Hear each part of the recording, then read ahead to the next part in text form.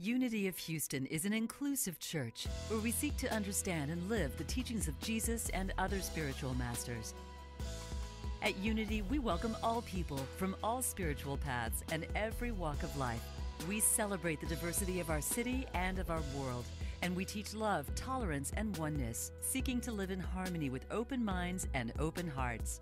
Wherever you are in your spiritual path, you are always welcome at Unity.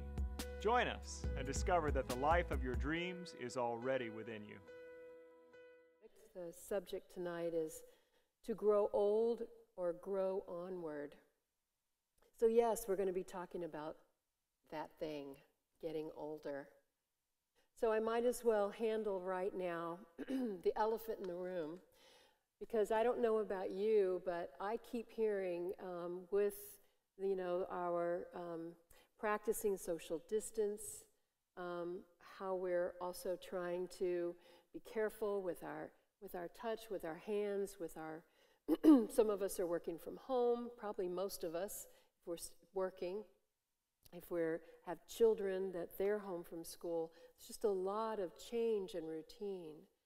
We talk about quarantine and lockdown and all of these things that are going around, but one of the things that I keep hearing is who's most vulnerable, and it is those who are considered elderly. They name those ages in the 60s, in the 70s, and above.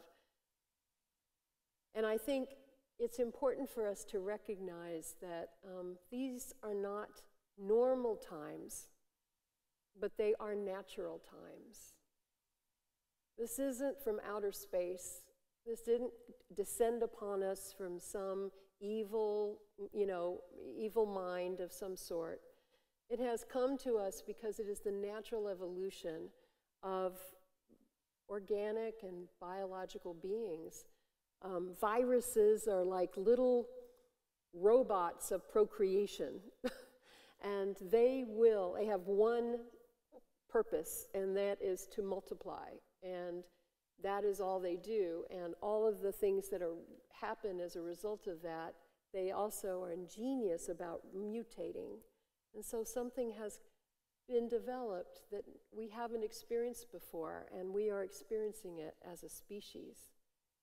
So what isn't normal or natural is expecting things to stay the same, to not mutate, to not change.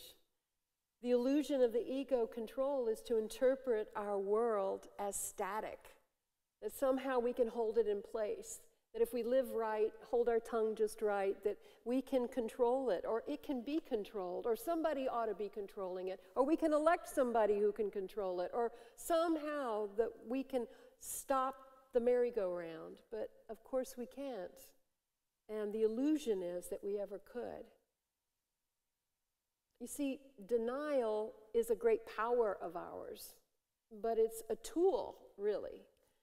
And the proper use of denial is to remove power from our fear thoughts.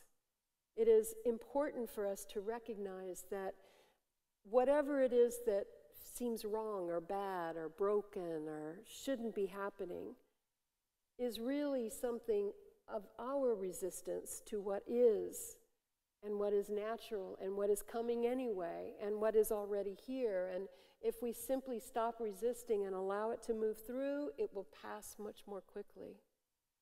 So denial keeps us keeps our head down, keeps our ears plugged, keeps our eyes closed, when instead we should be awake and open. The proper use is to remove the power from our fear thoughts. The improper use of denial is to ignore what we need to engage with, what we need to see, what we need to know, what we need to feel, what we need to do differently, because this is a changing world. The thing that throws us is the speed of its change, I think, sometimes slow, sometimes overnight. The change the world is experiencing together now will not go back to things as they were. Not likely. But we will return to what we have always been, which is revealed in new circumstances. So we bring ourselves to whatever occurs and to whatever we experience, and we make up new rules, and we change our minds, and we pivot, and we hold hands again, and we hug again, and we go off into the sunset again until the next dawn, until the next change, till the next bell rings, to the next thing, right? This is the life of humanity. If we are wise and fearless, we will learn and thrive. That I know for sure. And the reason I know it is because we always have. And I don't anticipate that this ending will be any different. I don't know what we will learn. I don't know how we'll live. But I have some guesses, and I have a lot of optimism about it. So this idea of growing old is really in front of us now. What is old? What is elderly? You know, it's interesting. No one wants to grow old, but as they say, consider the alternative, right? And right now, many of us are considering the alternative because it's in front of us. And it isn't a joke, and it is real, and it is something to be respected, and something to protect those who are most vulnerable, especially now. But I just wonder what has gone through your mind as you hear the age of the high-risk individuals, right? Phew, not me. Or, yikes, they mean me, you know? And it's like, how am I doing? And am I all right? And what would it feel like? And is it coming? And out of the associations that we make with aging and its limitations can come a bleak fear of slowly losing everything, and then you die. I think that is an idea I've held, for a good part of my life. But I didn't think I had to worry about that until the other side of 40. And then it became the other side of 50. And now it's the other side of 70. I want to really just throw that rock further over the fence, but I keep hitting a wall over there, so I'm not exactly sure how much further I can throw the baton. But out of that, there are those who have gone before us and have marked the territory that we tread, no matter what generation or decade you belong to now. Eric Butterworth said in The Flow of Life, life does not grow old. Life does not deteriorate. Life does not die. Life is an eternal, dynamic, flowing process. Home is the inner chamber where you are forever in the flow of life. We do get confused about a body that shows the wear and tear of our aging and of our experience with the resistance and with the burdens and the challenges of living a human life on a 3D planet. But we forget that the life that we live is not this body.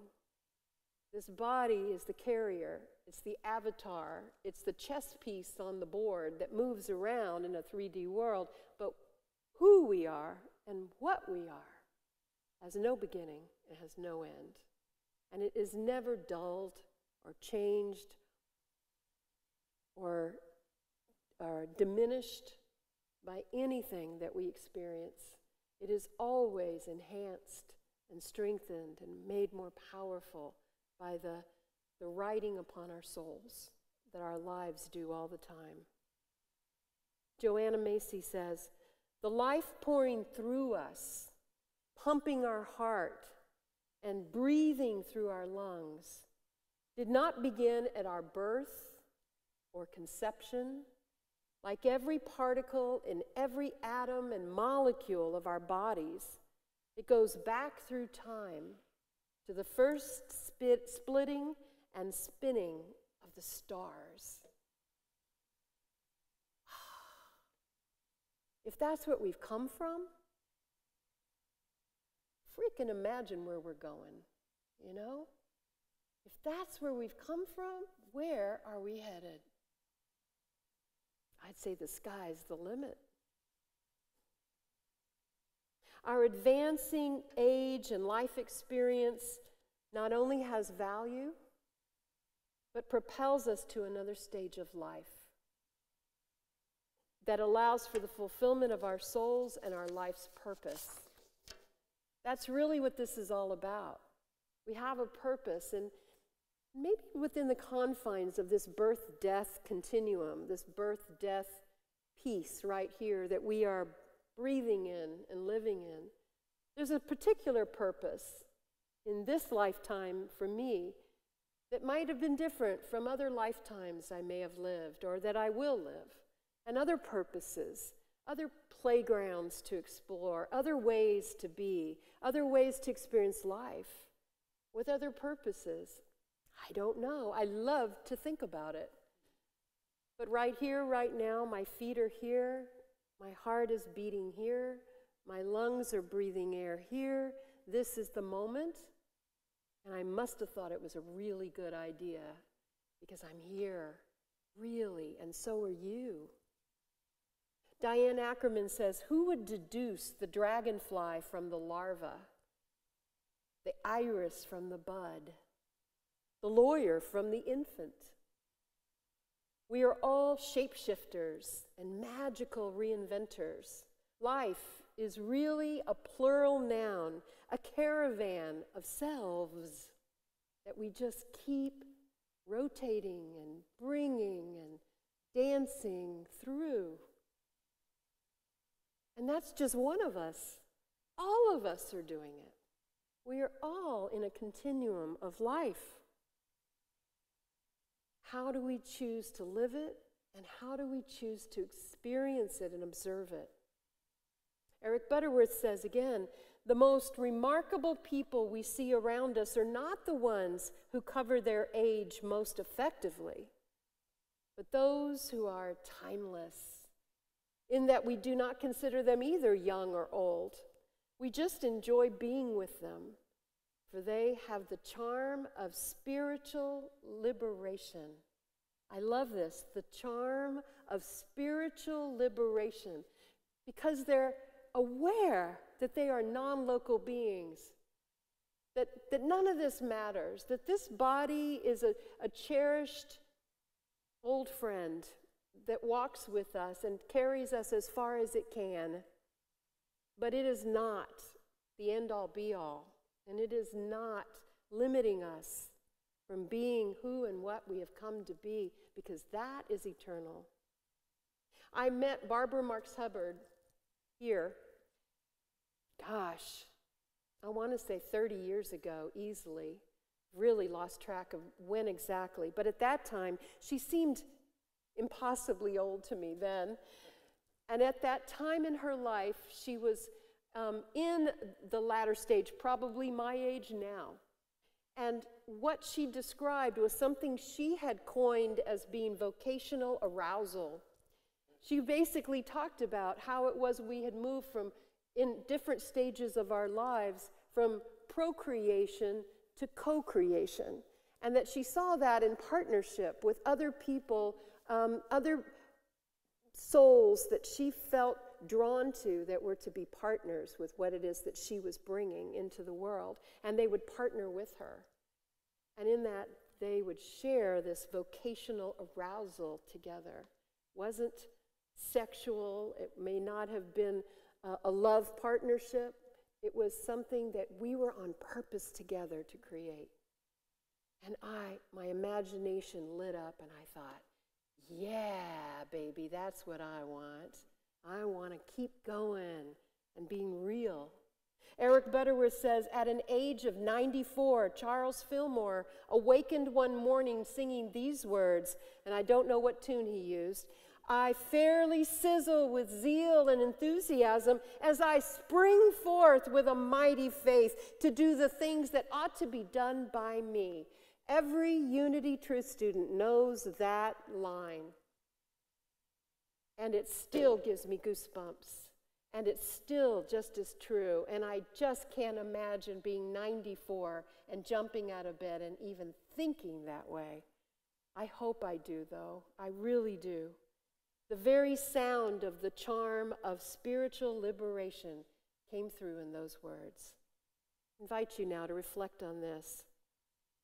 Avis Crow said, "Help me to be less fearful of the measure of time and more fully alive in the time that simply is.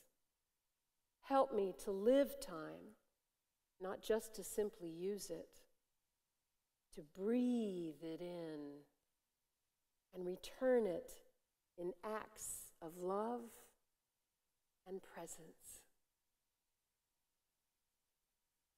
May you find your life force, your life stream, and live it. God bless you." Thank you for watching this message today.